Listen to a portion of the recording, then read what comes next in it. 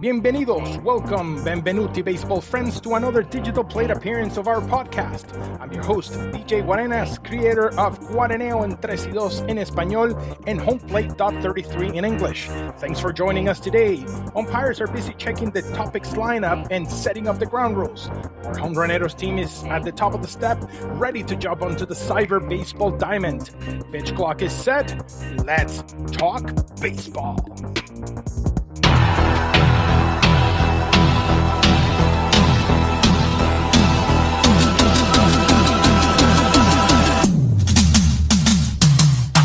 This is your HomePlate podcast. Baseball from north to south. All right. Benvenuti, baseball friends around the globe listening to us via your favorite podcast avenue or platform, or watching us enjoy baseball talk on YouTube. We're here at our third digital at-bat for HomePlate 33, the podcast. Now that we actually have a co-host in Alex Eriksson, we can actually say that we're kind of fully loaded to bring you as much information as we can. And obviously with that key information that now we actually have a valid host from Chill TV. Obviously check that out, of course. We're going to go into spring training and talk about what we are going to cover today. Spring training. All right. Spring training time, Alex. It's like Christmas for us, right? So yeah, I mean, I think people get illusioned with how long the baseball season is and assume that we get tired of it. And to a certain extent, there are periods where that is true, where we're like, good God, there was so much to pay attention to. Yeah. But in terms of the off season for fans, especially fans like us, who it's probably about a solid 72 hours where we're like, okay, now baseball stuff. Let's do exactly. baseball stuff. Yeah, I know. Like, thank God for winter ball for us. I know, like that way I can actually watch it 11 and a half months out of the year. Absolutely. It's the postseason depression of just hitting refresh on the MLB news to hopefully have something to keep us going.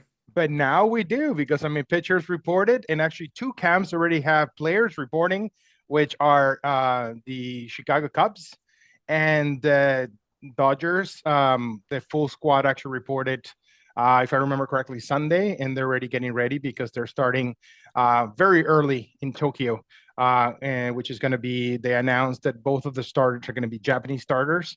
Yamamoto is actually going to start for the Dodgers. Escapes my mind the one that's going to start with the Cubs, but it's the Japanese starter. So it's going to be a Japanese duo in Tokyo for that. But yeah, going into like diving into the topics that we're really going to talk about today. Obviously, we're going to talk about spring training. What's spring training all about? Because everybody that doesn't know about baseball a whole lot, they keep asking us like, why are you guys excited about exhibition games? It's more than just that. It's kind of where hope starts for us baseball freaks, of course. Then after that, we'll go into the regular season, and we're going to talk about the teams to watch. Then we'll go into our All-Star break. Then we'll talk about a little bit what British Columbia Baseball Association is actually doing for the kids. We'll continue talking about adult baseball. Then after that, in the trade deadline, we'll talk about teams that not necessarily they're tanking on purpose, but teams that we think might not hit the mark for 2025. And then we'll go into the postseason, where we're going to talk about the what I call the Arraez project. Three-peat batting title, 3 different teams, and seems to be that they want to trade him or sending everywhere else every year. So we definitely need to talk about that.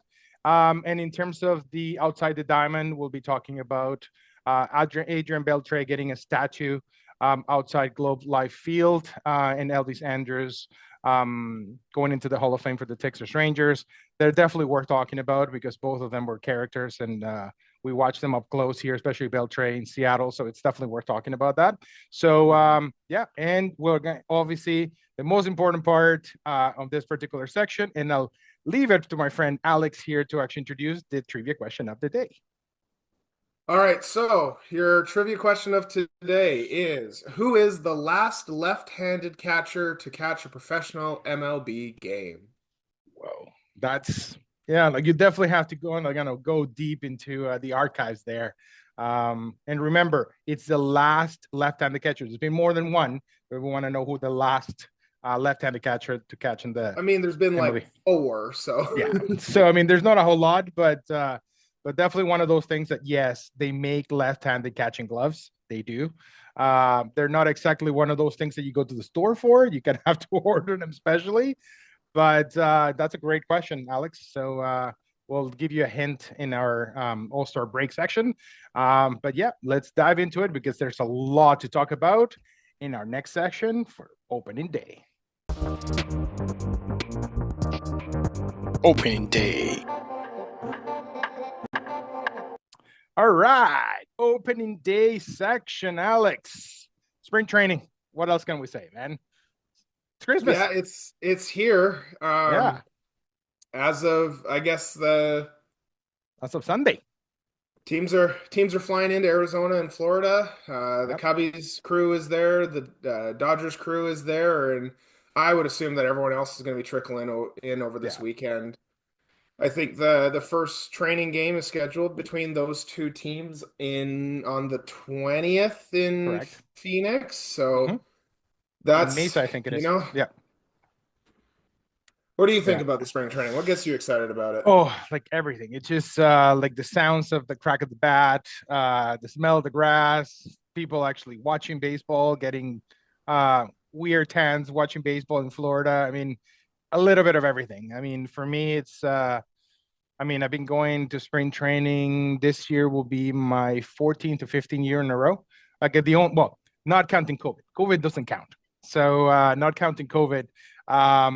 Like I go every year just to kind of like it's my reset from reality and into what baseball is all about and to actually get my fix. My wife calls it the intravenous baseball trip because every time I go, like even if I go for 8 days, I watch like 10 games.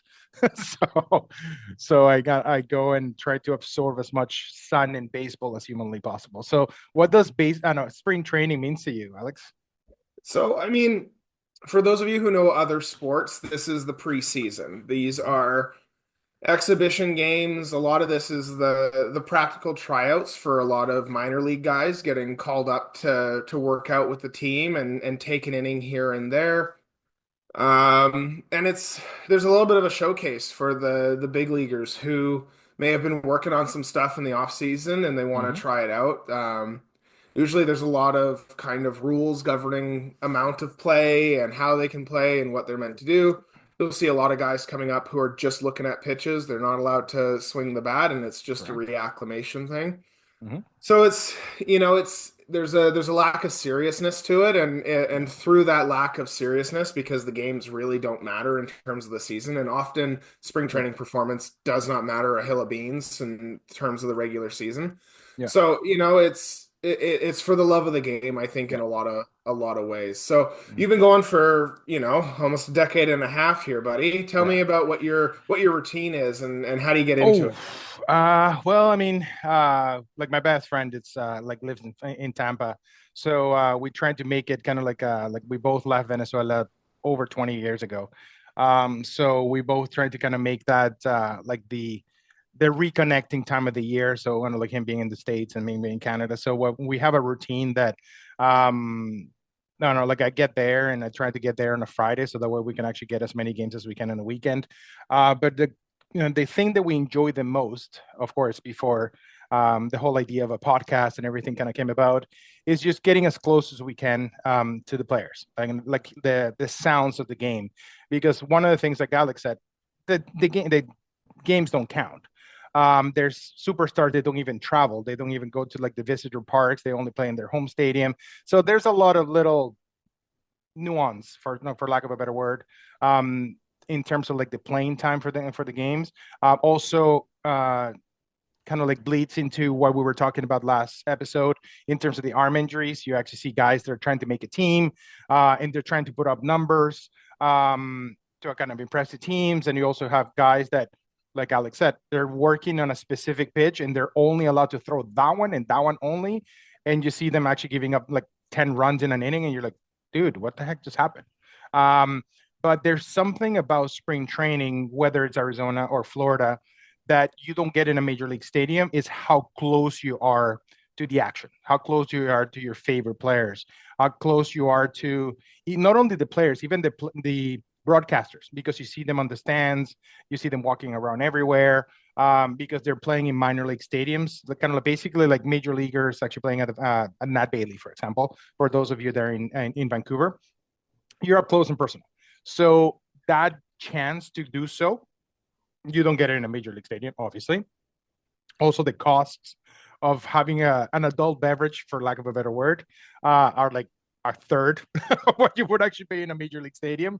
So you get a lot of that benefit of that. You get the sun that you need as a Canadian when you're actually kind of running away from the snow, going into Florida. So it's kind of like recharging the batteries going forward. So that's what I love about spring training. Not necessarily the games, because I mean, you can actually go. I think they play 21 games, if I remember correctly, or 22. And you can go 22-0 and still not even make the playoffs. So they don't really mean a whole lot. But it's kind of like for that love of the game and actually being close to what can potentially be your life, quote unquote, for the next 7 months, watching baseball day in and day out. So that's what kind of gets me going for spring training. Hopefully, you actually get to go with me one day.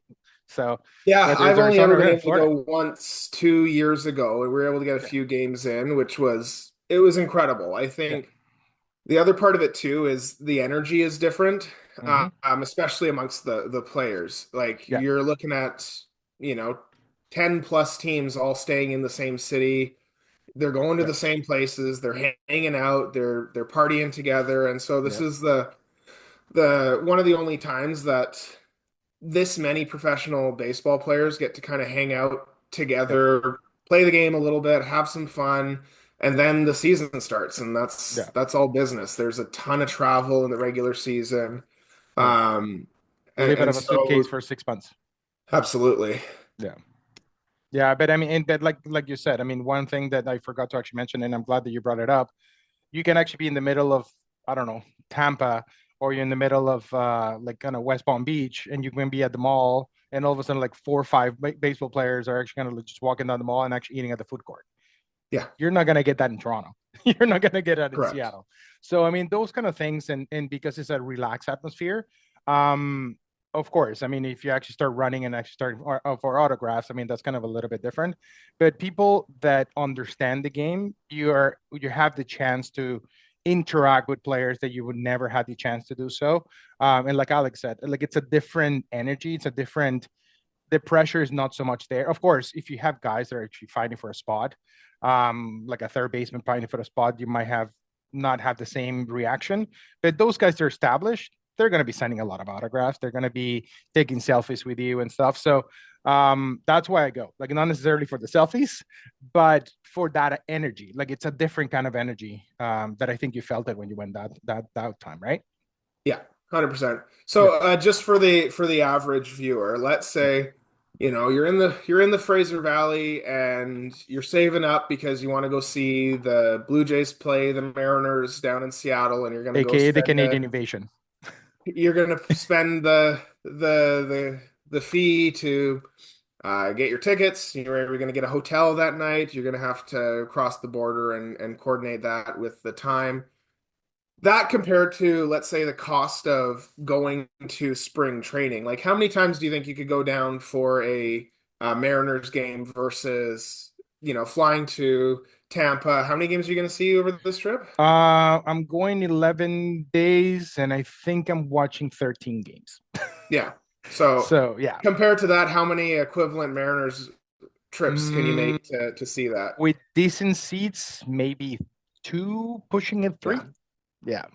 Yeah, So, so again, yeah, this is an opportunity for snowbirds as well to, you know, again get that baseball IV into our yeah, system, get some vitamin D from the sun, and soak up a ton of baseball yeah. that isn't necessarily as accessible on the professional level for us. Yeah, like I know it's a little bit hard right now. I know there's a lot of politics around in terms of like the situation that's in the U.S. I know we have to support our Canadian products and whatnot, but definitely not going to go political in this on this part. But at the same time going to watch, for example, like the Blue Jays, for example, you're definitely supporting a Canadian team. So technically, there's an excuse there. So that money is actually going back to the Canadian economy. So it's not that bad from that sense. But um, key thing too is not that I'm trying to sell it to you guys, but it's easier to actually sell it to your significant other. You can actually go to the game and your kids and stuff like that, and friends, uncles, wife, everything else, they can actually go to the beach. This is right there. So there's a lot of flexibility there, especially if you go into, like, for example, like the Tampa area where I usually go. There's about 6 teams, and it's only an hour and a half drive, 2 hours drive to Disney. So you can do some juggling there, and you can actually watch some baseball games, but actually keep the kids of the family happy and take them to Disney for a couple of days. So there's ways to make it work. I mean, in Arizona, it's a little bit different, but in Florida, you have a little bit more flexibility family wise. Absolutely. Yeah. And as a sports news guy hanging around Don and the other crew at Chill TV, there's a lot of politics going on. And my one note is I will die on the hill that sports will always be the unifier. It is an apolitical, it is meant to be apolitical. Even if you believe in the politics that might be promoted by your favorite team, it just doesn't feel right for it to be there. They're there to play a game. We're there Yep. to enjoy the game. I'm going to stand on a an anti-partisanship with the Yep. politics. And if you want to Yep. go see a Mariners game because you love the Mariners and you can afford those tickets and make that trip, go see the Mariners game. Yep. Yeah, and I agree with you. I definitely in terms of politics, I mean, like I my dad actually taught me since I was a kid. I don't know, we hate the politics, regardless of whatever they are. I mean, we're very trying to be as much mathematical as we can because both have mathematics like background from both of us. And there are times that, especially sports, can be that catalyst to actually kind of hit reset and start thinking clearly and actually kind of like do those kind of things, whether it's a watch a Mariners game or if you actually go to Arizona and you actually happen to be, I don't know, a San Francisco Giant fan. Just the time that you're actually on the field and watching your favorite players and whatnot, maybe for those 3 4 hours that you're actually there, you're able to unplug from what's going on. So that's the beauty of sports. Like and Alex actually mentioned earlier, it's that time when sometimes politics you can put it aside a little bit. I know it's hard sometimes in certain scenarios, but when you're watching sports, whether it's baseball or hockey or whatever the case might be, you can just unplug. So being outside, vitamin D definitely helps to actually think clearly. So yeah, I agree with Alex, and I'd like try it out, whether it's going down to Seattle or going down to Portland to actually see a double A affiliate, or go down Mhm. close to the border and going to Everett. Um, Sometimes it's actually a good thing. And to actually, at the end of the day, we're neighbors at the end of the day. So we definitely need to find that common ground for that without getting into politics. So yeah, And it's good that that's you from actually brought two it up. catchers who have spent their entire baseball careers trying to appease umpires. Exactly. So I mean, you learn a lot from that, and not only that, 100%. catchers from different, I don't know, like parts of the world. So I mean, just the fact that we actually think very, I don't know, like similarly, and that tells you that we definitely can actually kind of coexist.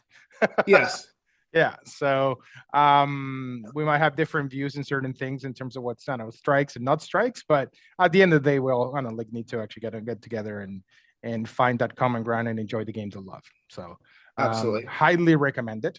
I mean, I wouldn't suggest, if you're not really a diehard baseball fan, trying to watch 13 games in 11 days might be a little bit too much. You can do it, but you might be a little bit baseballed out by the end of it, or your spouse might be like, That's if I not a watch one bad more game, thing. yeah. That's not a bad thing. It's, you know what? Yeah. Who's going to go to the all-you-can-eat buffet, have two plates, and say, Ooh, I'm good? You're going to eat ooh, as many yeah. plates as you can. You're going to fill yourself full. You're going to regret it in the evening, but 3 days later, you're going to be glad you did it. That is, yeah, see, there you go.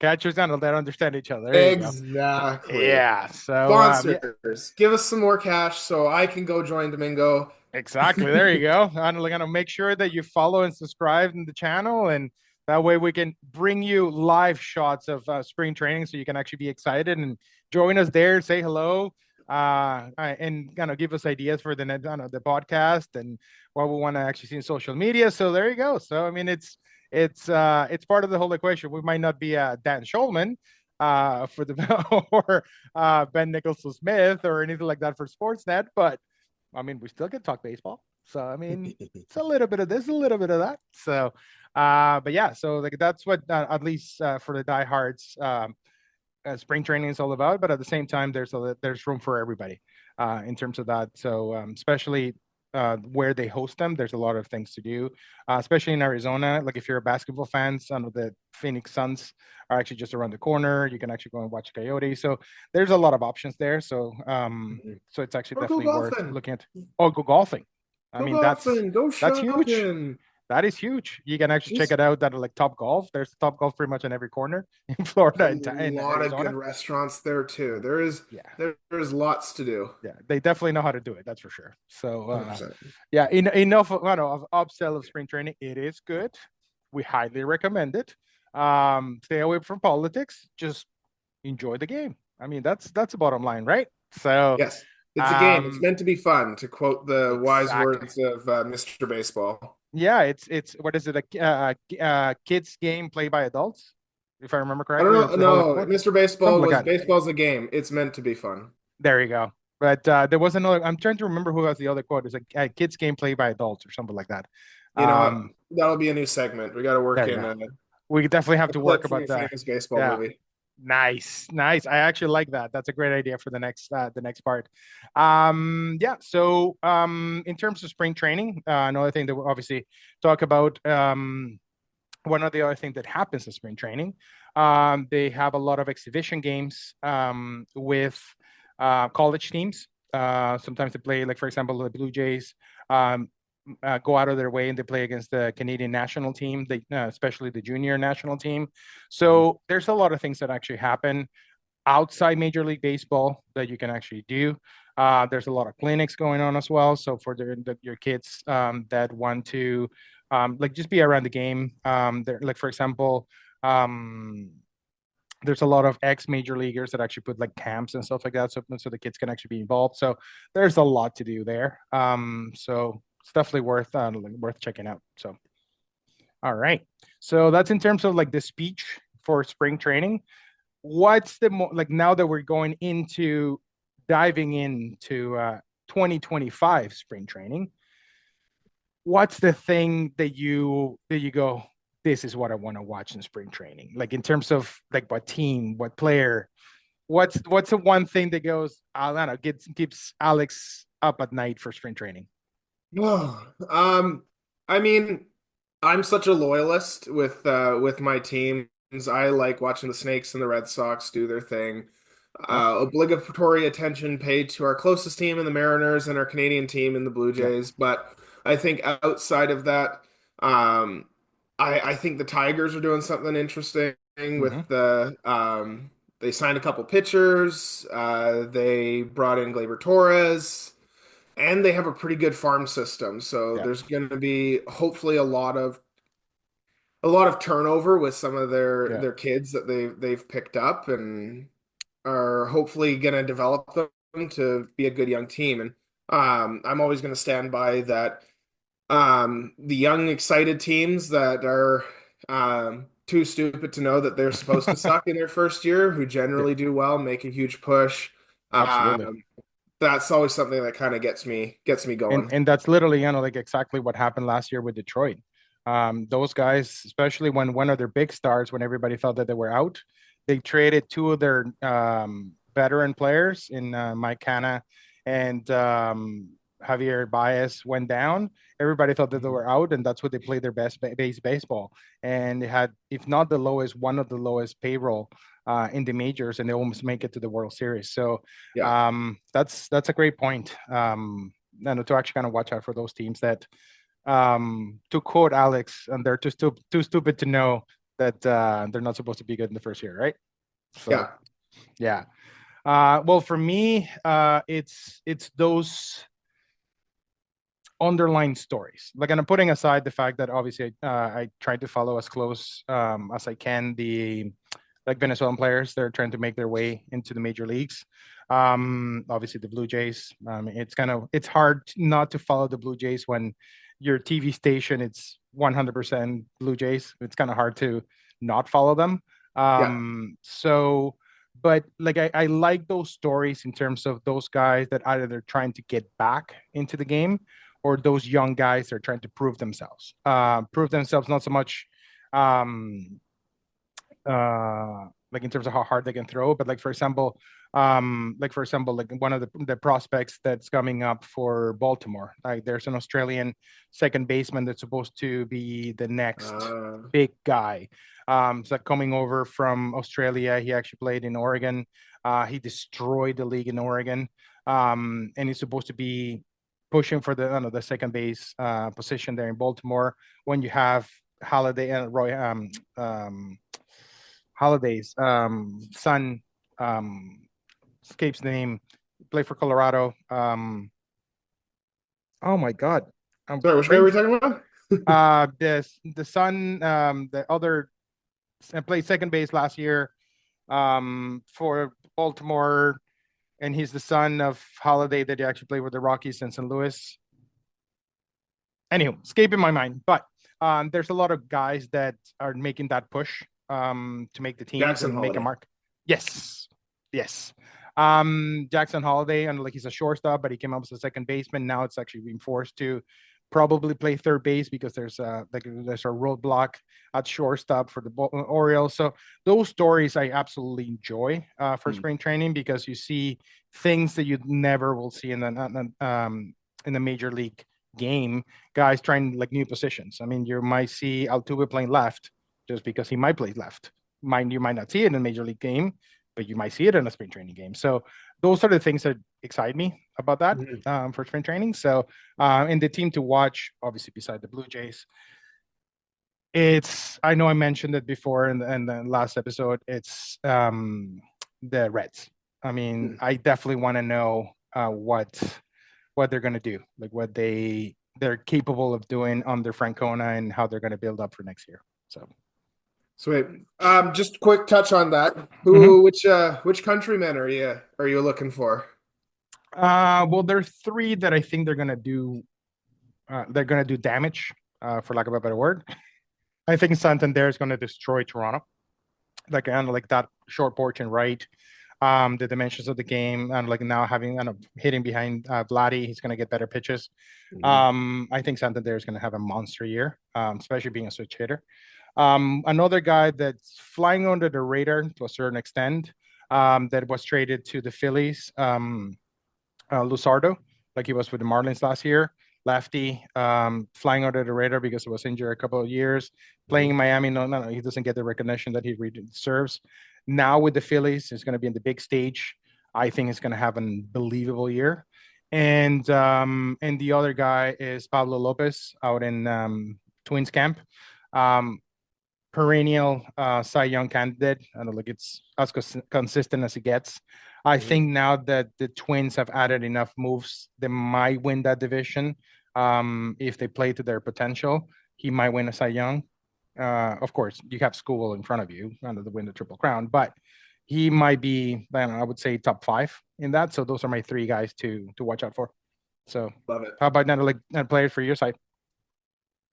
Yeah, I mean, there's no one that comes to mind particularly that I'm looking for. I was just curious to see how closely you follow your fellow Too Venezuelans. close sometimes. Too close sometimes because there's a lot of competitions there, and I know like I get to watch them at winter leagues and what they have able to do. Like for example, to give you a concrete example of what happened in the winter league, like for example, Eugenio Suarez. For those of you that are Mariners fans, he was a Mariner for a couple of years, and then he actually got traded to Arizona when he went to winter ball in less than 20 games he actually hit about 12 bombs, drove in like 25 runs. So I mean he destroyed the league. So to be able to kind of see that and like that translates into major leagues and like going into camp, it's definitely nice to watch. But he's been there, done that. He's actually hit 50 home runs in the majors, so I'm not surprised about the power. But I know those guys that not a lot of people give them credit, like those unsung heroes. So it's kind of nice to kind of watch them and follow them. Um, 100%. be productive. So, all right. So I think that's a great start in terms of our regular season, talking about spring training. And let's leave it there and let's go into our section, regular season, where we're going to be talking about the teams to watch, things to watch out for those teams, and maybe some betting time. So we'll be right back and we'll talk about that. Regular season. All right, we're into the regular season, and this is the section where you need to pay attention, especially when you're looking into your fantasy baseball and also your betting strategies moving forward. Not that we're a betting team, but let's be honest, a lot of people actually bet on baseball. I don't, even umpires do. They get fired for it, but even umpires do. So it's good to talk about things that we're seeing basically outside the lines, if you want to call it that way, for those teams to watch. I know I've actually mentioned it multiple times. For me, the Cincinnati Reds are the team to watch there, but I won't. I'll let Alex actually talk about the team that he thinks that, or the teams multiple to watch this spring training and how they develop into the season. Yeah, I mean, if you're gonna pick the Reds, I'll probably take the Tigers here on this one to see how they do. It's sort of kind of under the radar what their moves have been, but it's been very kind of thoughtful and putting those pieces together. I think if I'm going to pick kind of a motive for this upcoming season, it'll be who can beat the Dodgers. Yeah.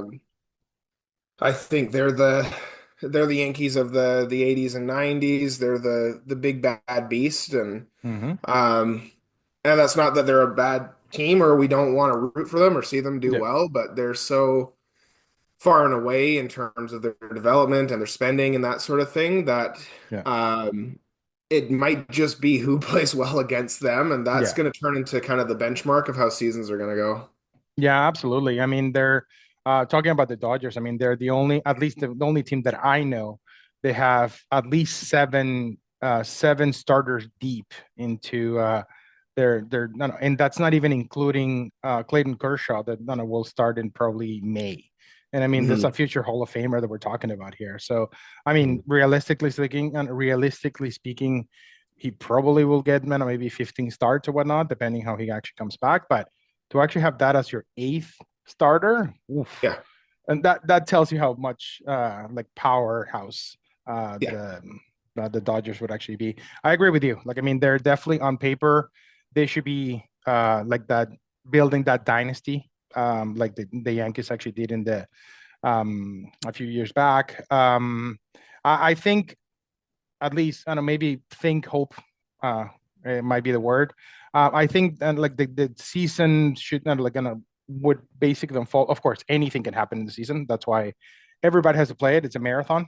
Injuries play a huge factor in all of this.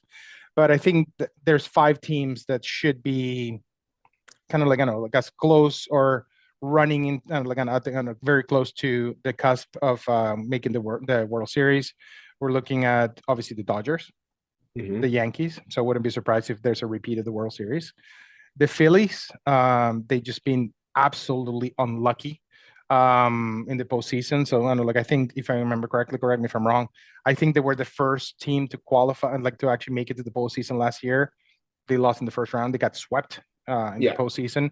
They just got unlucky, but they added pieces that they needed. They added Luzardo. They added Romano. They added pretty much anything that they needed. They added to actually solidify that. Another team to watch. I don't know. Maybe this is a hope because then it's my National League team. I think the Braves are going to be another team to watch for because of course Acuna is coming back. Strider is coming back, so that hmm solidifies that rotation. Schellenbach, one of their starters, is a stud. He showed that in the postseason last year, or no, no, the push for the postseason last year. So they definitely have the pieces there. Matt Olson is a beast.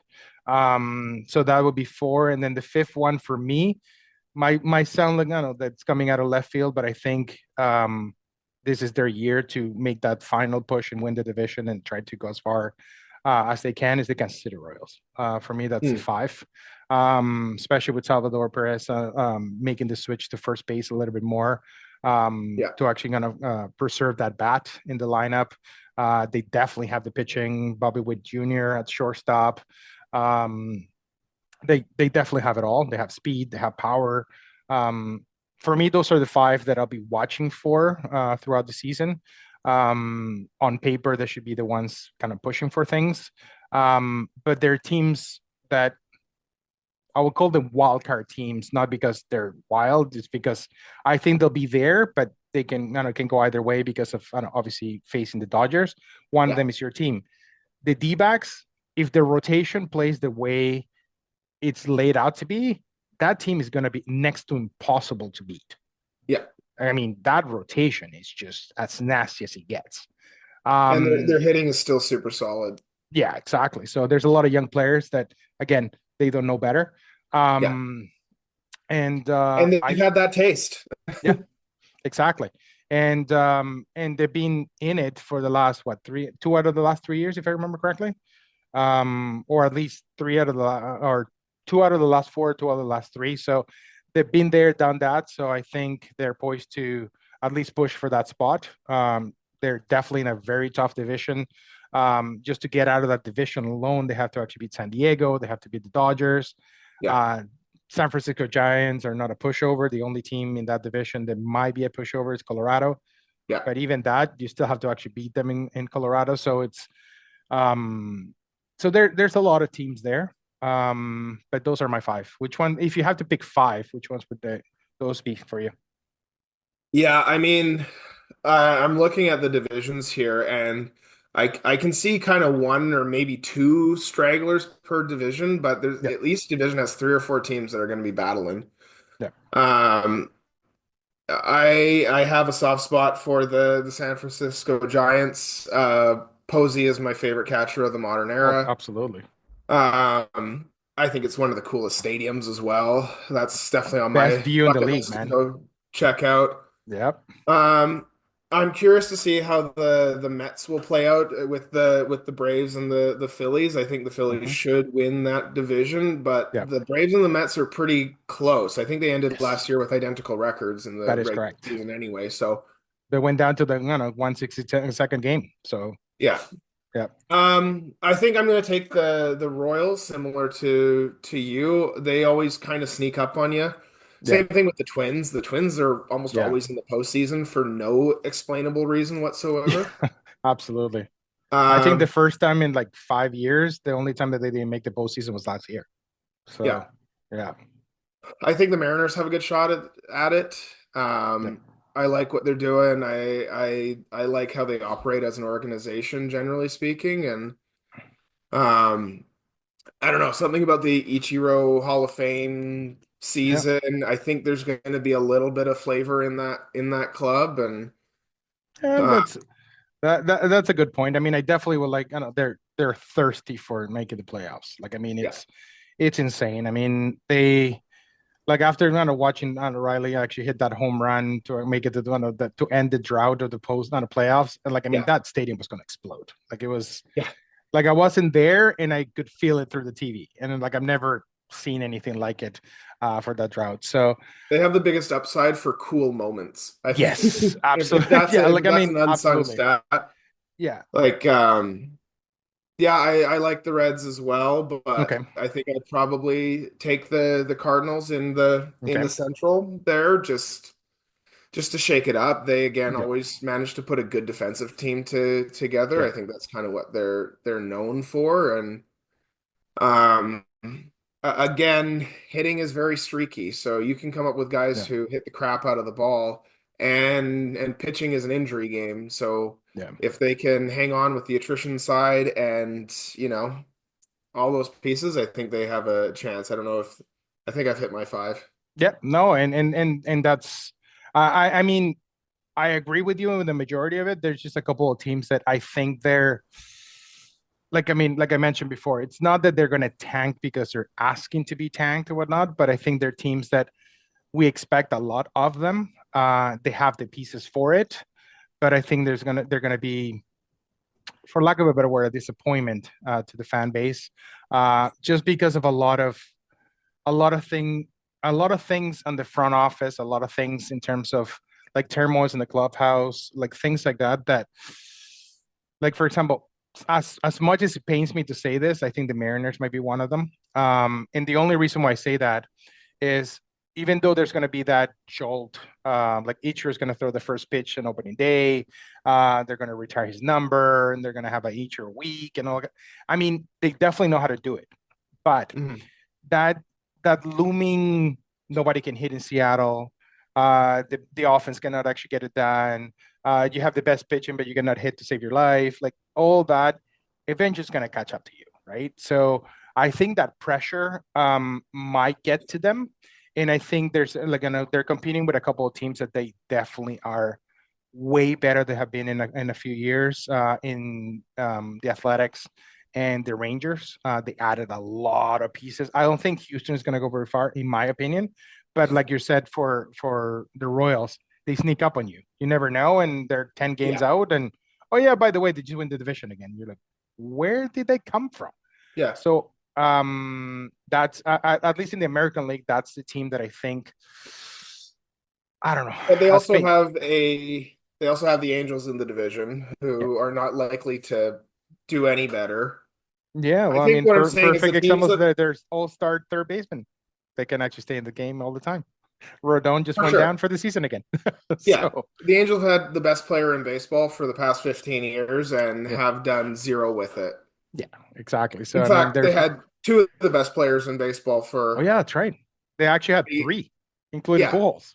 And what So happened with that? So yeah, I think again, if we're going to speculate about who's going to tank, I think tanking is actually really difficult for these teams that, yeah, finish second or third in their division because yeah, the bottom drops out pretty quickly here. If you're yeah, trying to tank against the Athletics and the Los Angeles Angels, it's like, okay, the Athletics are going to have some juju with their new park and their transition and and some actually having expensive fans in cash, the but stadium. they're not a Yeah, they're not a new team. There's going to yeah, be a lot of weird vibes with the Athletics, yeah, given that they've left Oakland and they're heading to Vegas. So yeah, it's a transitional year anyway. So yeah, I don't know if they'll be able to put an 80 yeah, win season together that they would probably yeah. need to. Mm-hmm. The Angels probably aren't. The No, Rangers might, but that's yeah, probably more a scheduling thing than yeah, anything else. And who knows what the Astros are going to do? They're yeah. probably going to be solid. Well, definitely not getting Anna Bregman back. For those of you that actually haven't heard, Yes. Bregman is going to Boston. They're Yes. not What was the going. deal that he So signed, Altuve is Eddie? not going to actually go to play left. So Altuve is staying at second base. So yeah, Bregman got a 3-year deal with Boston with an opt-out at the second year for $120 million. Excellent. Yeah. Do we know who's taking that spot in Houston, or are they going to try and pull up? Houston, Isaac Paredes is going to take the third Okay. base job there. They got him from the Cubs.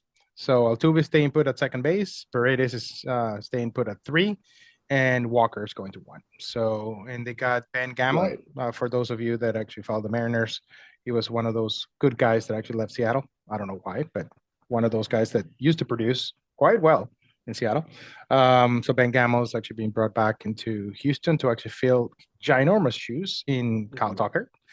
But definitely, like a good player all around. So, but at least in terms of that division, for me, not that I have like I know like no stakes in that game, but I think Texas is the team to beat in that division this year, I think in terms that's of reasonable. overall, right? So, Yeah.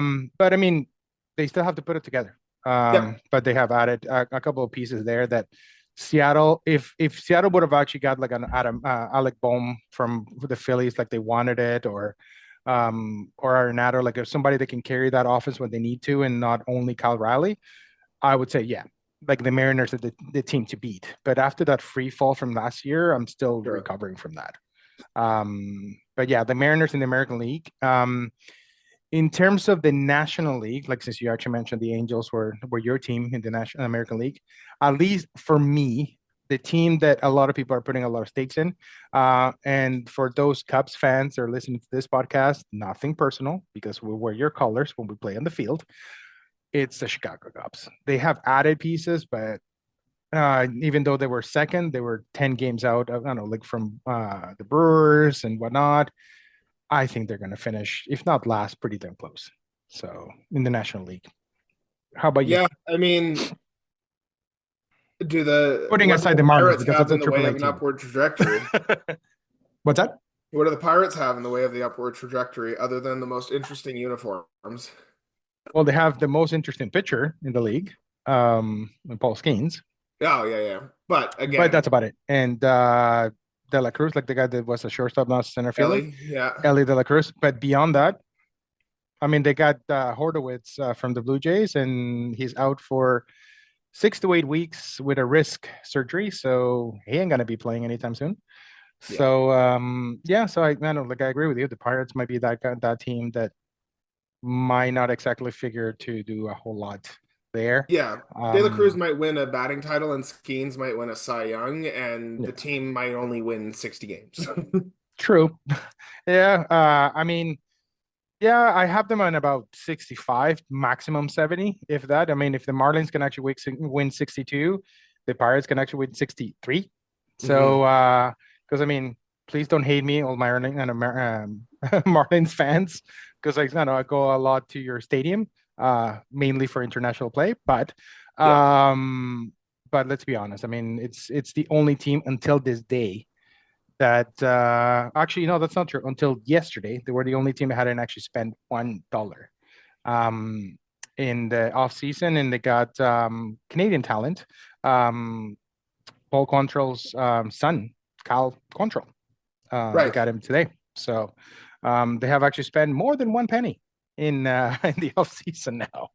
So So I'm actually I'm curious about the Marlins here. mhm. What would you do to fix that organization? Because I don't understand what their chronic issue is. Like, is this I can't see this as a budgetary issue. They're in a great spot for baseball with the amount of Latin talent that's coming into Florida Yeah. that's already there. They got a cool stadium. They seem to have a pretty solid fan base. So it's like, is this a ownership thing? Is this a general manager thing? Like, what's their deal? To be absolutely honest with you, and this is my personal opinion, I think it's an ownership thing. Uh, because I mean, Derek Jeter went through that. Like the current GM, struggling to kind of get valuable talent. I don't know, just to actually kind of like name a few, the people that actually went through the Marlins and basically are becoming a feeding team are like a Mm, Giancarlo Stanton, yeah, stud, Yelich, stud, Real Muto, stud. yeah, Uh, I mean, Osuna, like I mean, all of those guys went, Josh Chisholm, that's with the Yankees. yeah. So it's not that they didn't have talent on the field. The No, and they're not part is, exactly like a Moneyball team like the Oakland. They're no, not like exactly. So they're, value seeking either. They're a good recruiting team. yeah. So I I don't get mean, it, man. but the part that the reason, in my opinion, it's ownership thing is or leadership team. Let's just call it leadership team because it might not be the owner itself. Is they're they're more focused on the experience than the baseball kind of like savvy part of it. And what I mean by that is they want to get as many people on the field onto or basically like attending the games.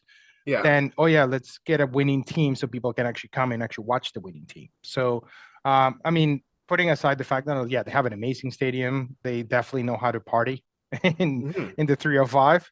But I mean, yeah, there's some limitations in terms of parking. It's not like when you go to Atlanta that you have the stadium and you have restaurants around it and parking, no, no, until no, no, the cows come home and they have the infrastructure for it. It's chaos when you go to a game, and there's not a whole lot around the stadium. So yeah, it's a challenge there. But like you mentioned, every time that there's an event, like for example, using one of the people that you brought up in the last episode, the Savannah Bananas, they went Mm. and they sold out back to back nights. Like Yeah. it's not that people don't want to watch it; it's the people's there to actually watch it. Right.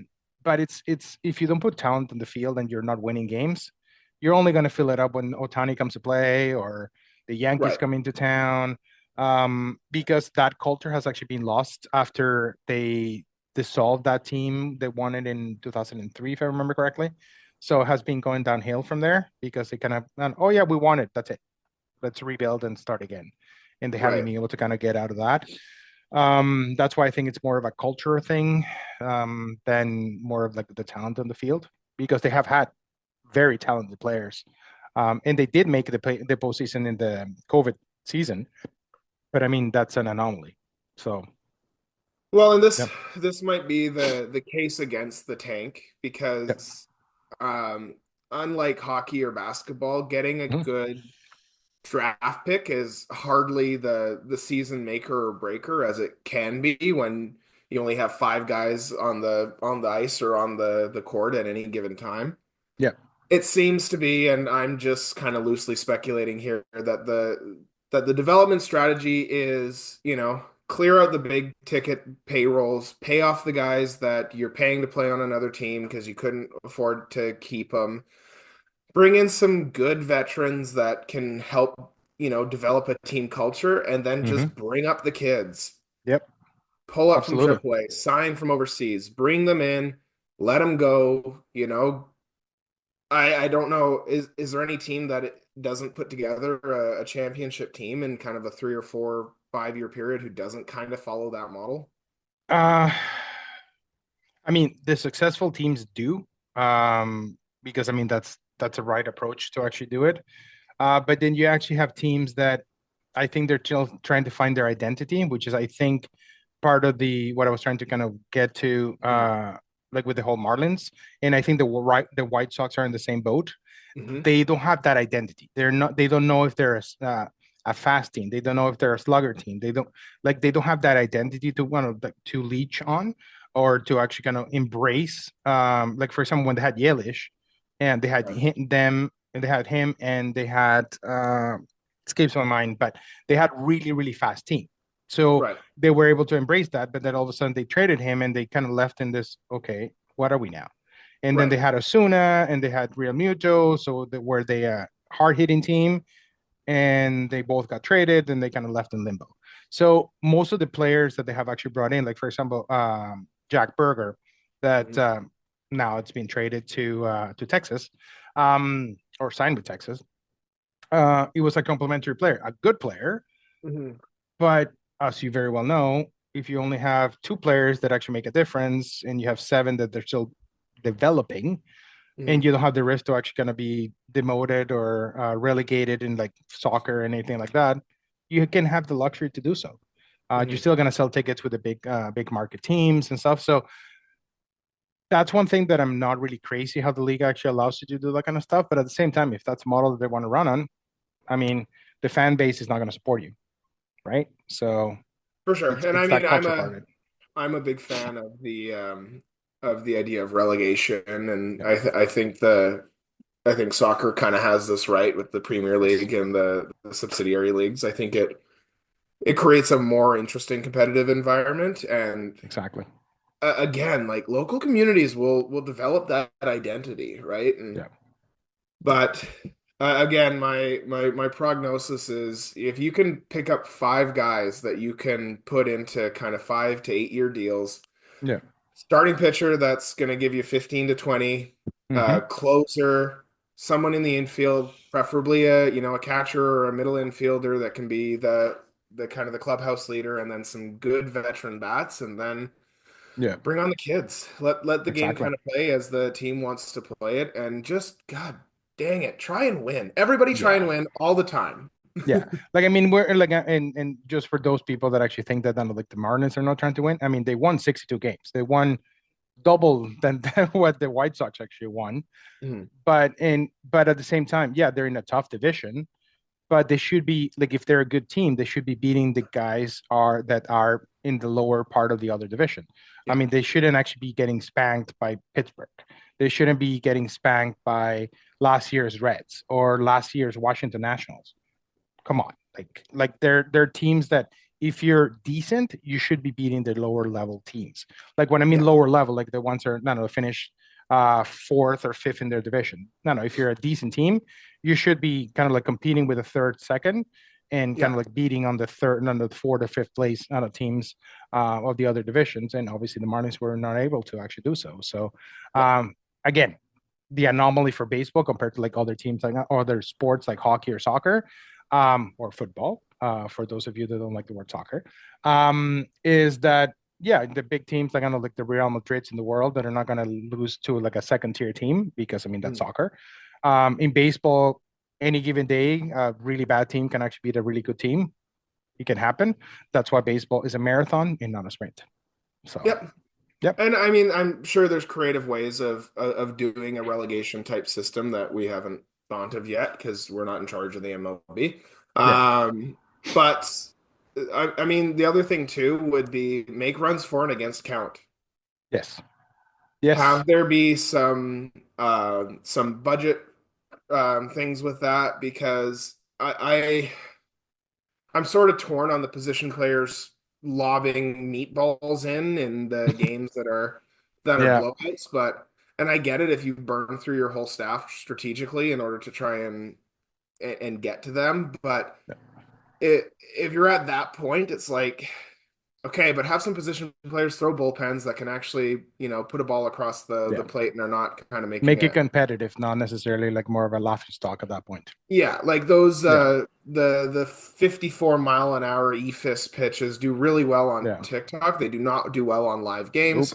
If you watch the crowds whenever a position player is in on a blowout of whatever those magnitudes are, Yeah, those people are getting to their parking spots pretty quick and getting yeah, out of there because they see that the team's given up. So yeah. what are they staying for? Yeah, they're definitely not. They're definitely not selling beers for I don't know for to actually stay and watch an A-fifth pitch. They can actually go and watch slow pitch at that point. So, Yeah. yeah. So we'll use that as a segue into our next section, which is the All-Star break, and we'll talk about a little bit BC baseball BC and the things that they're actually doing, and some initiatives that we recommend for our local communities to be able to do for the little ones in the house. All right. So we'll be right back and we'll be going into the All-Star break. All-Star break. All right. Well, welcome to the All-Star break. Here's where we give you a hint of that awesome question that Alex had for a trivia question of the day. And we'll talk about some local initiatives that British Columbia is actually doing for the little ones in the house, like BC baseball. It's just a couple of weeks away, and with a cost of $0. It's the Rally Cap camps that they actually have for ages 5 to 8. They're going to do their kickoff pretty soon. So go into the BC Baseball BC website, which is baseball.bc in Instagram. They actually have the link there. It's baseball.bc.ca/Riley Cap. Definitely a fun thing for the little ones to actually going to have very well trained and ready to go to actually dominate on the field. So highly recommend that. Support the local initiatives for BC baseball. And then for those ones that are a little bit older than 5 to 8, they have a lot of programs there. So they usually during these events, they have pamphlets. They have a lot of leagues, so they can actually get the little ones involved, and the adult ones they can actually also get information about LNBA as well. So there's a lot of information there. And then above and beyond that, an initiative that MLB is actually pushing really, really hard that highly recommend for those municipalities that are listening to us are the RBI tournaments. It's a minor league initiatives. When I say minor leagues, not necessarily 18 and 19-year-olds guys, but between 10 and 14, if I'm not mistaken, for MLB certified tournaments. So they can actually play against each other, and then they can actually qualify to play in different cities later on. And if I remember correctly, if I'm not mistaken, I don't know, don't be upset at me if I actually get this one wrong. I think the winner for the RBI, they get a trip to the World Series or the All-Star game to meet their, I don't know, favorite stars. So it's just a matter of getting the community to actually apply, and then they can actually get that license to run that tournament. Good opportunity there. A lot of these things, because they're promoted by MLB to enhance the game. There's a lot of availability to actually get that happen. And it's just a matter of actually finding the field and coordinating with your municipality and make that happen. So wanted to kind of bring that up for you guys and to think about it and see there. So Alex, I'll leave it up to you. If there's anything else that you want to actually talk about our local community. Nope. I think my only point is right now a lot of the local minor league baseball associations are going through their AGMs. They're electing their boards. They're looking for, different division commissioners. They're looking for coaches and volunteers. Do it. Do it, do it, do it. If you can, do it. This is how we have good baseball. It's the volunteers, it's the parents, it's the community members that do love this game and want to see it thrive. And a lot of these organizations are always desperate for coaches, especially, but people willing to take on, divisions and operate those sorts of things. So you don't need a master's degree in baseball. You don't need to go get your your National Association of Baseball Coaches certification. Yeah. You just need to know the game a little bit and have enough patience to put up with whatever goes on. But if you have the time to give it, because these organizations will benefit tremendously from it. And if you want to see the change, you kind of have to be the change in a lot of these ways. Yeah, no, I totally agree with you. It's a lot of our team members for the Chilliwack Cups. They definitely volunteer, and you can definitely see that change, especially when the kids actually come in and watch us. They ask us questions and stuff like that. So that culture, it's from the ground up. So if you kind of spend the time there, you might be rewarded later on when you can actually kind of build that league and everything else in that culture, and you can enjoy it with your kids at home, and kind of like it changes that mentality part of it. And also being part of that volunteer work, you can actually make sure that also your values are actually maintained as well. So if you want to make a change, be the change. So that's an opportunity that you have there, not only for your kids, but for everybody in your community. So I agree with Alex. If you have the time, make sure that you provide it there, and everybody will appreciate it. So absolutely agree with that. So Alex, before we wrap up our All-Star break section, what will be our trivia question hint of the section? All right, so just to remind everybody, our trivia question is, who is the last left-handed catcher to play professional baseball? Your hint is he caught 3 games for the Pirates in 1989. There you go, 1989. So it's not that far, like not that long ago. We were both of us were alive at that time, so it's not that far away.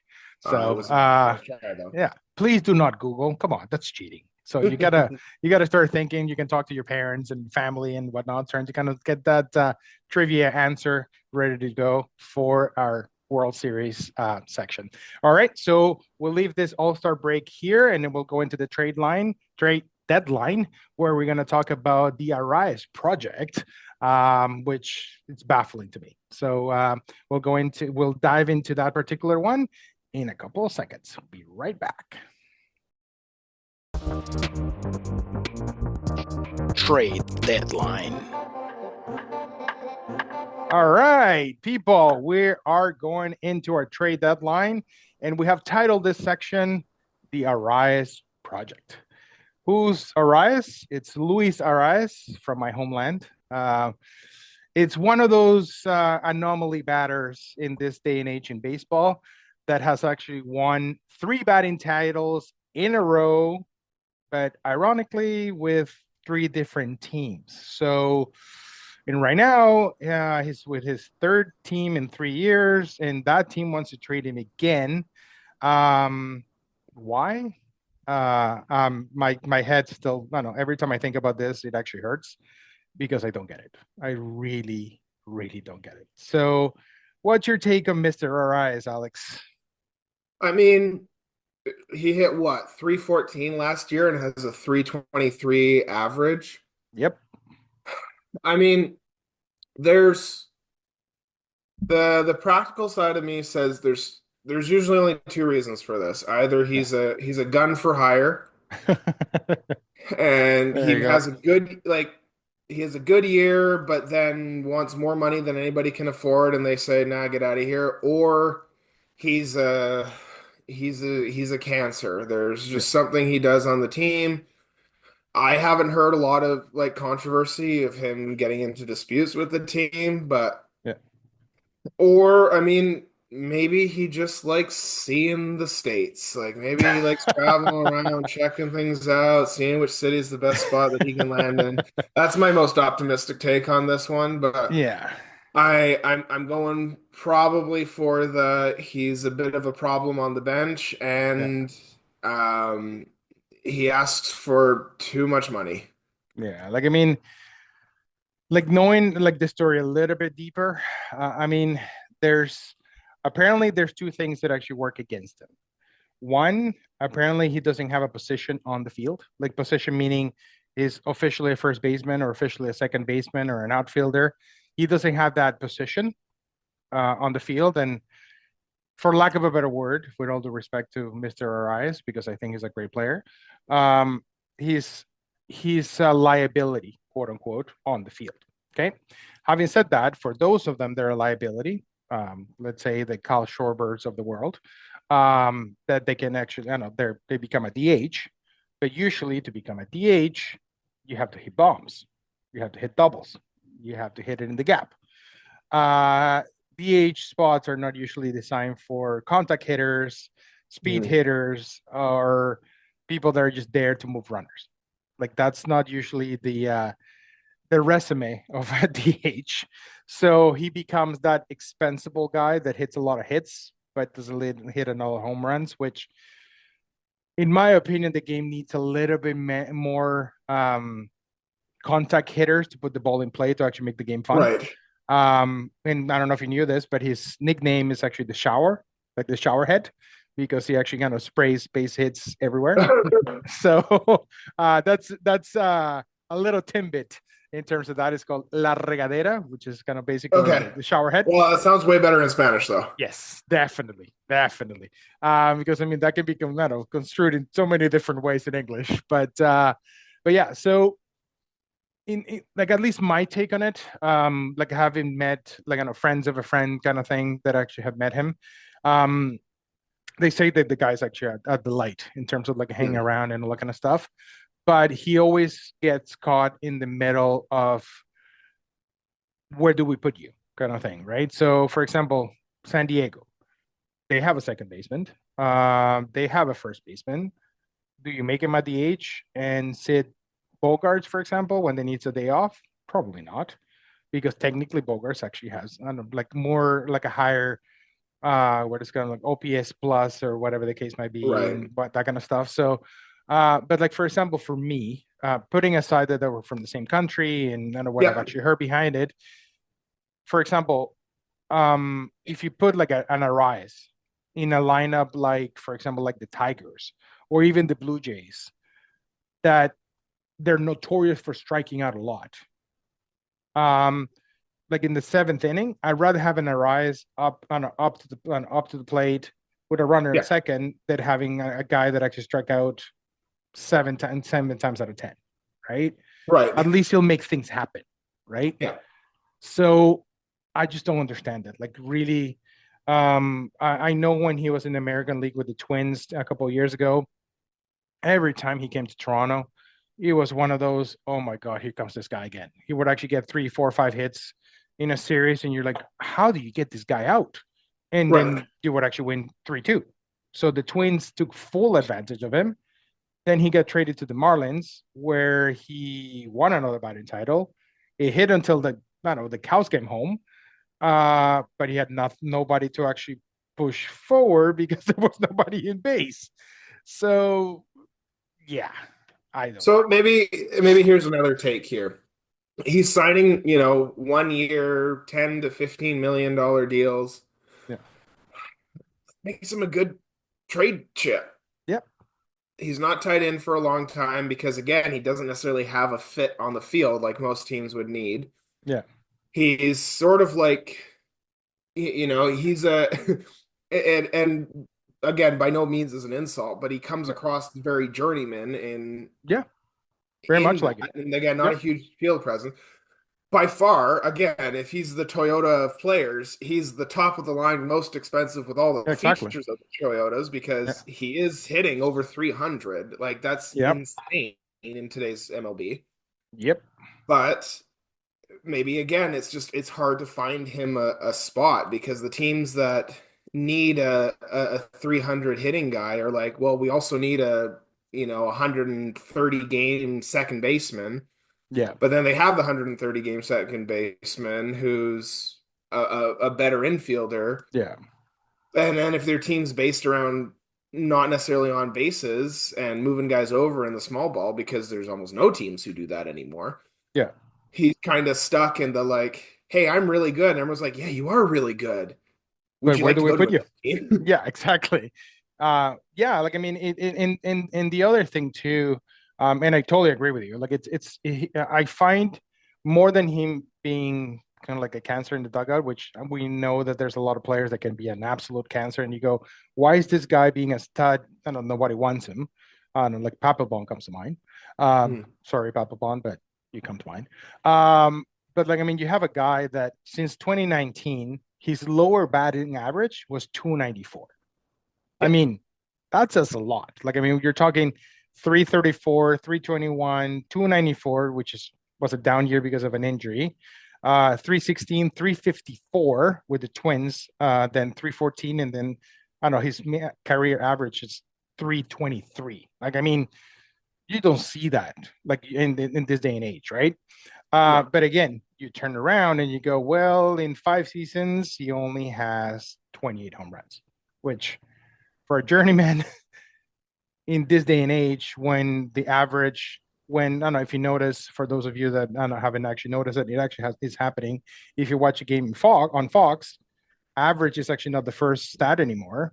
It's OPS, if I remember hmm, correctly. And then average is actually has moved down. So that importance of that batting average, contact, small ball game, it's yeah, losing its flavor, right? So I wouldn't be surprised if one day they're going to go, well, we don't have a batting champion anymore. We have an OPS champion. So, right. which technically is a silver slugger, but that's a different conversation. Um, And I so mean, last year, I'm just looking yeah, at it now, he was fourth in average for guys who played over 100 games. yeah, So again, kind of flying under the radar. exactly. But And the yeah, the he was seventh overall, and the three guys ahead of him are Bobby Witt Jr., Guerrero Jr., and Aaron Judge. yeah, So it's like, like he's not a how slouch. good do you have to be to Exactly. actually like overcome the noise that those players produce, Yeah, especially since all of them are basically franchise players now. yeah, absolutely. And without going very far, the unicorn that everybody talks about, which is called Shohei Ohtani, Hmm. he actually beat him for a batting title. He was the only thing standing in the way from I know from him walking away with a triple crown. I mean, Hmm. like think about it that way, right? So you have the guy that basically is destroying every single category in baseball, but he still was not able to actually beat this guy. Yet this guy is Yeah. kind of like the one that going, bouncing back and forth like a ping pong ball. So it's kind of like I mean I see it and it's like I feel bad for the guy. Not and again, not because I'm biased in terms of that, but I see him and like for example, I would like like being a guy that I know has like I know like the Blue Jays as one side and the Braves. I would love to have him on my team, Hmm. especially those I know when you're down by 3 runs and you need to move a guy over and not strike out. It's a perfect guy like to actually have either coming off the bench or being that guy that like bats on the 7 to 8 spot that will make contact with the ball, right? Yeah. Um, but again, where do you put him? Is he like Polanco when he actually came over in like the early 2000s to the Mariners that he was not anywhere remotely close to the DH, and they actually made him the DH, and he still batted 350. Yeah. Probably not. But again, I don't know. That's why I call it the Arraez project, because I literally have no idea, I have no explanation. A lot of people ask me why they don't take Arraez seriously. I think they do, but exactly what you mentioned earlier, there's so much talent out there that um for him to shine, you have to be like a superhero in a way for you to stand 100%. out. You know what I mean? Or and again, I think the other piece of Yeah. this puzzle here is the RBIs. Mm-hmm. I think because he's on teams where, if you're going to have an Arraez on your team, you need like four of them, Yep. guys who are high average on base percentage guys, because they're going to score runs but hit each other in.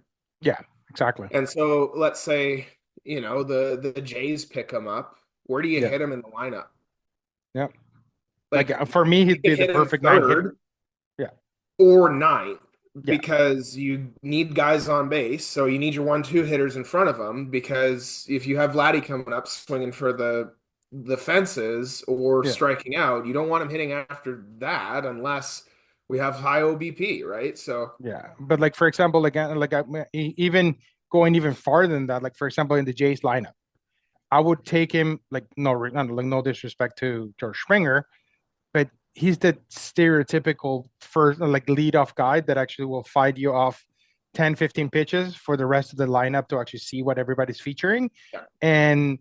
And you can build off of that. If you get a base hit, great. If not, you're 15 pitches in by the time your second hitter is actually coming in. So like those guys are kind of losing value quickly. And they get like kind of hidden in like into that shuffle of, well, you didn't hit 3 home runs by the time the All-Star break happened, so I don't want to see you kind of thing, right? So, but yeah, like I mean, it's kind of interesting. I honestly think that he's not even going to actually finish this season with San Diego. I think he's going to be traded again, but I Yeah. hope that he gets a chance to fight for another batting title, because it will be, if I remember correctly, will be the second player in Major League history to actually win 4 batting titles in a row, but the very first one to win it with different teams. So, which is something that I don't know, it's a feat in itself.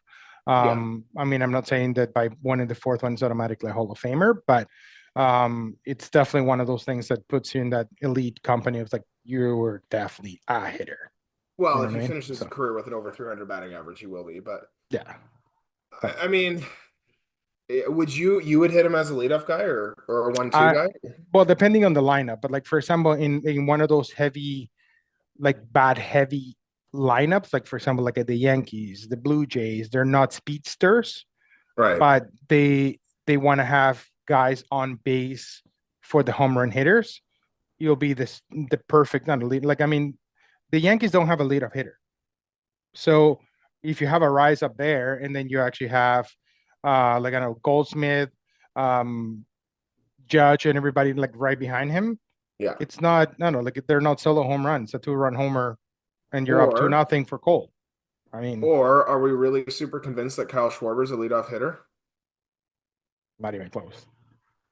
But yet he's been the leadoff hitter for the Exactly. Phillies for 2 seasons. So Yeah. But I the thing actually, is, okay, but I'm it's what kind of you're changing saying, my right? mind here. If the It, Phillies it's keep kind of one going, of those things that Schwarber, it's also there because he hits homers. hmm. Arraez doesn't. But go ahead. I interrupted you there. But if let's say the Phillies lose Bohm, Mm-hmm. you pick up Arraez, then you have Arraez, Turner, Harper, Castellanos, Schwarber. Yeah. You know, if Arraez is getting on base 3 times a game, he's Yep. going to score 100 runs in a season. Exactly. How is his base stealing? Base stealing, it's all right, like middle of the pack kind of thing. He stole 10 bases last year, but there was not a whole But he lot of wasn't a leadoff opportunities. guy.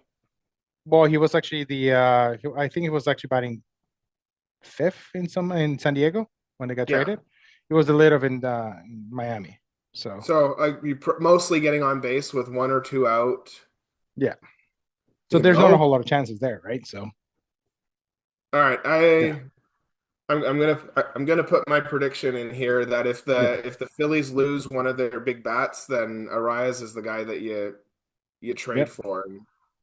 I think that would make them a complete team, like a complete team in terms of having contact, power, ability to kind of run like brain runs and whatnot. Mhm. So I actually like that prediction. I really, really Especially like with it. the Padres, right? Yeah. Like they could use another homer guy. hmm And for me, the team that, in my opinion, they can actually buy cheap and get the best of him would be Seattle. And the Mm, reason why I say Seattle is we both know, having been so close and watching them closely, Seattle is not a home run park. So no. looking for like a 50 home run guy, it's not going to happen. I mean, it's a stadium where the ball dies, and unfortunately, unless you're Ken Griffey Jr., it ain't going to fly. So you Yeah. have to look for that crafty hitter that can hit you a double, can hit you in the gap and make contact.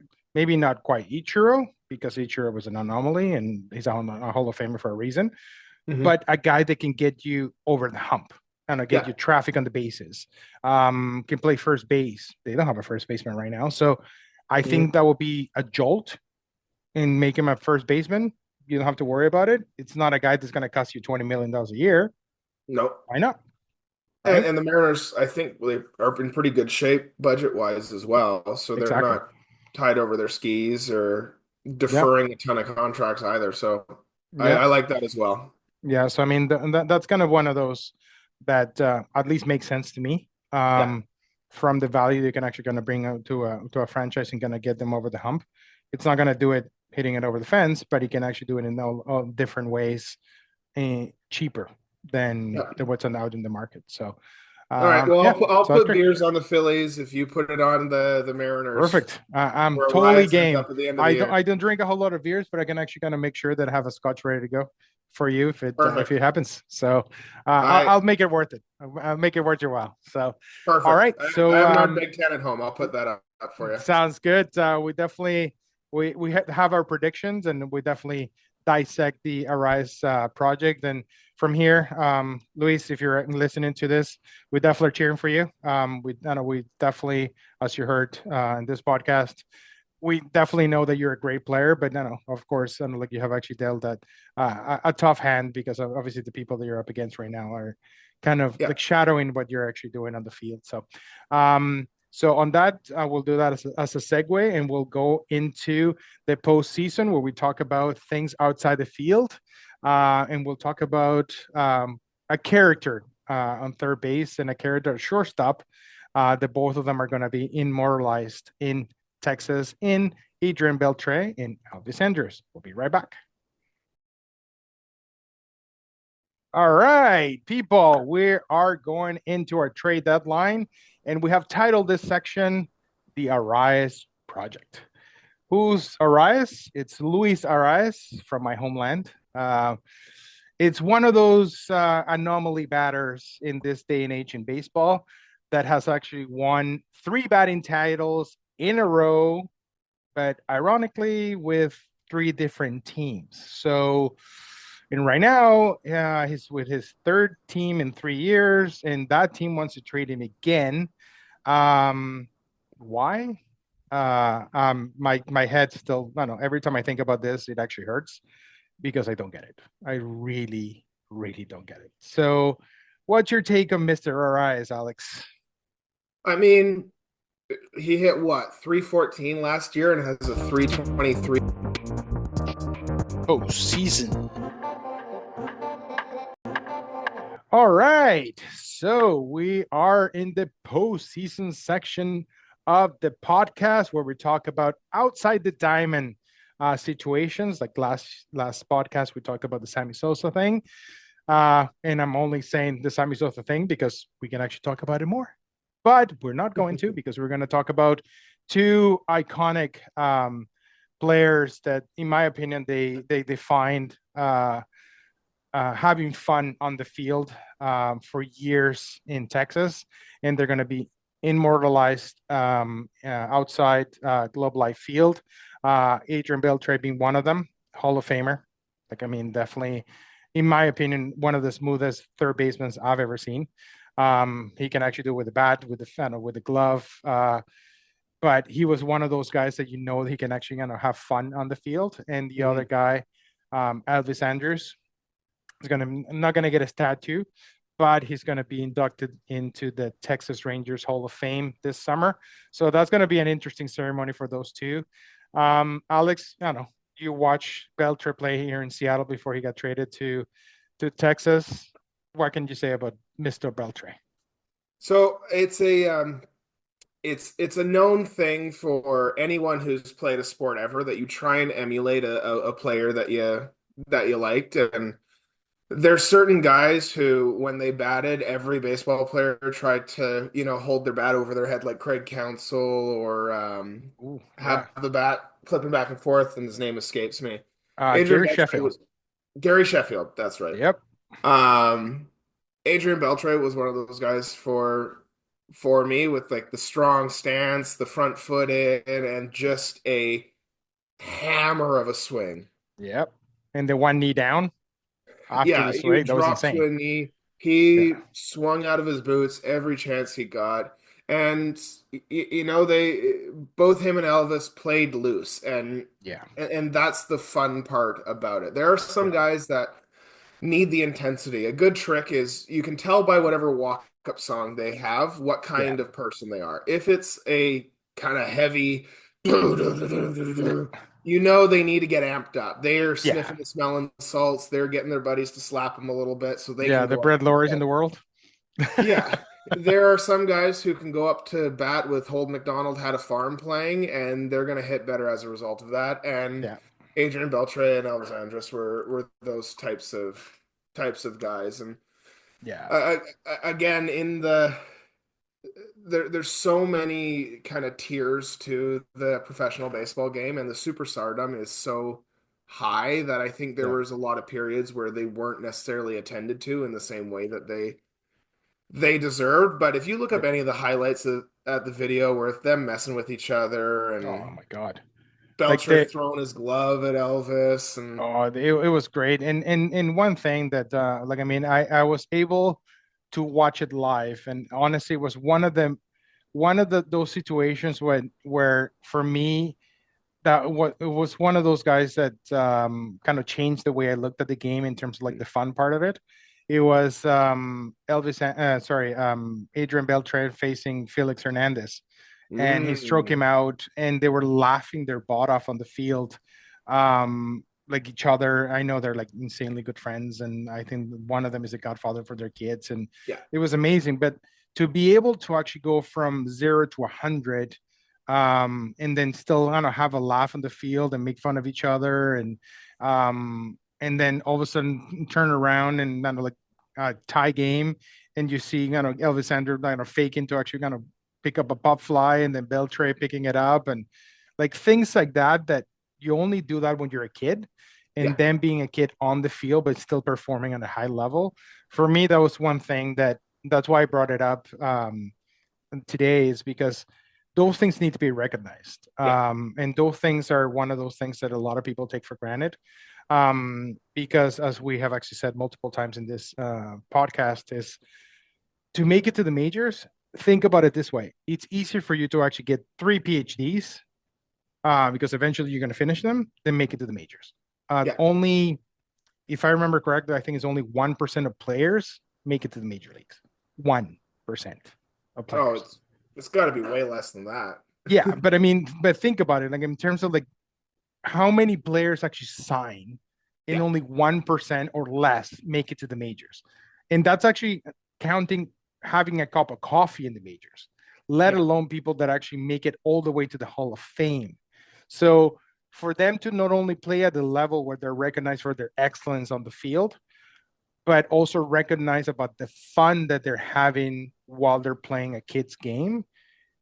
To me, that was actually one of those things that I definitely wanted to highlight for those two guys, yeah, because they were able to kind of take that pressure off and actually kind of make people realize, like, look, this is a game. Like, you can be a fan all you want, but you can actually still have a laugh yeah. in on the field, and kind of change that dynamic of things. And them him getting a statue, which I don't know if you have actually seen it yet. Like they leaked it on the Rangers website for a bit.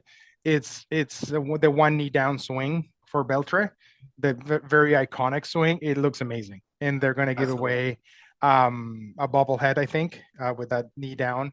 So to do that, and I think Andrew's bobblehead is actually him picking up a like trying to catch a fly ball and Beltre on the side. So like those kind of things for the team to actually immortalize that, not only on a statue but also on a bobblehead, says a lot about the player, right? So yeah, couldn't have said it better myself, buddy. Yeah, so it's one of those things, right? So I wanted to kind of give them a shout out and definitely congratulate them to being immortalized. Like, fortunately and unfortunately, Elvis probably not going to make it to Cooperstown, but to be recognized by the organization that he gave a lot of years and actually transcended and made them. Unfortunately, he didn't actually win the World Series with them. But he was close a couple of times and put on a blood, sweat, and tears to that in that uniform. It's worth actually looking into. So that was actually our section for the postseason, and we're going to go into the World Series to wrap up this awesome podcast that we have had here with Mr. Alex Eriksson from Chill TV. And then we're going to have the answer to our trivia question, and we're going to trying to dissect some of the topics that we're going to be looking at in our 4th episode of the podcast. So we'll be right back. All right. So we are in the postseason section of the podcast where we talk about outside the diamond situations. Like last podcast, we talked about the Sammy Sosa thing. And I'm only saying the Sammy Sosa thing because we can actually talk about it more. But we're not going to, because we're going to talk about 2 iconic players that, in my opinion, they defined having fun on the field for years in Texas, and they're going to be immortalized outside Globe Life Field. Adrian Beltre being one of them, Hall of Famer.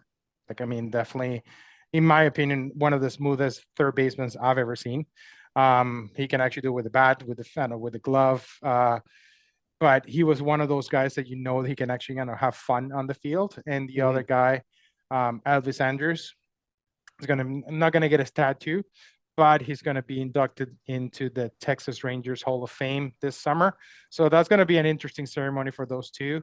Alex, you watch Beltre play here in Seattle before he got traded to Texas.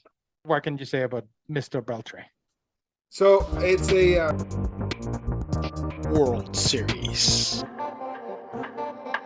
All right, Alex, I want to keep talking about baseball, man, but these people are probably going to be tired about us talking about the same thing before we go, but we have to wrap it up.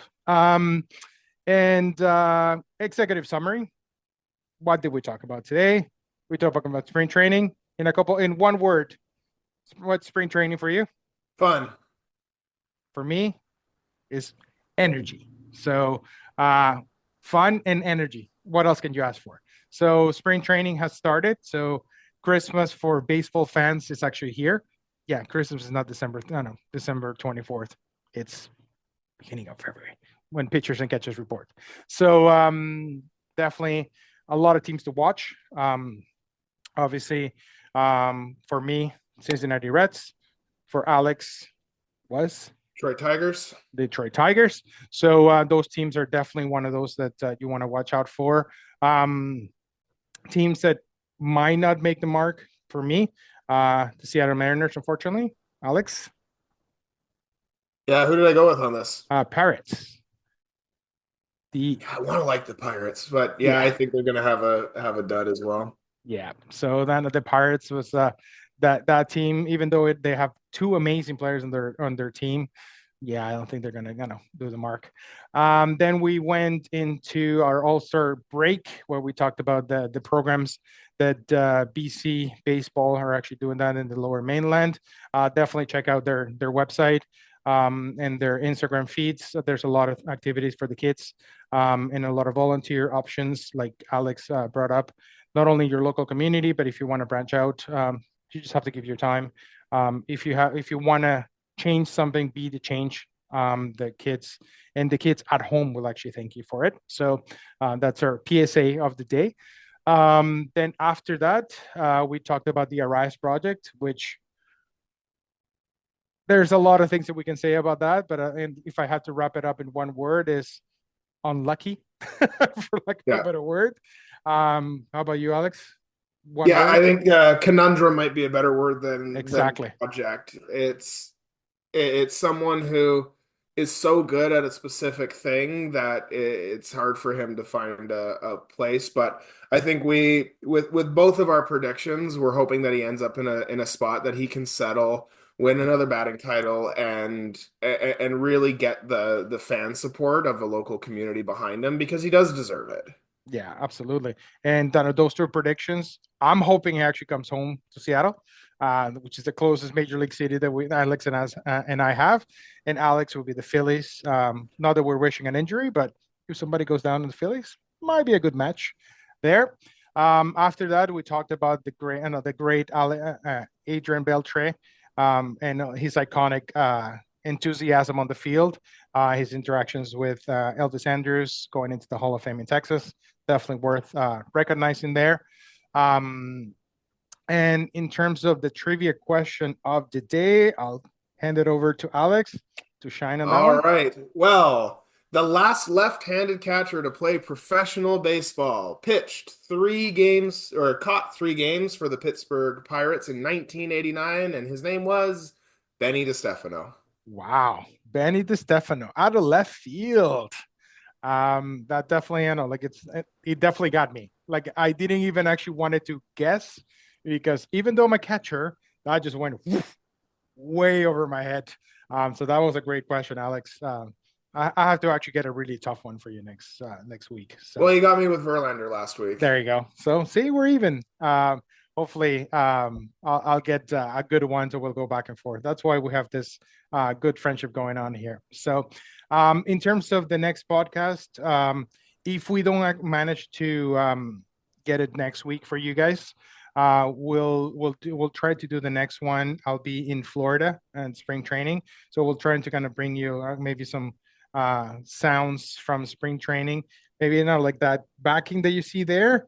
I might be on the field talking to you guys. So hopefully we'll bring you some of those sounds from spring training, but we'll be talking about the most relevant stories that are happening in spring training, maybe trades, maybe injuries that are happening, or maybe any buzz that's kind of going around on the stadiums. And we'll try to bring as much as we can from that front and building up to opening day. So obviously, thank you very much for listening to us.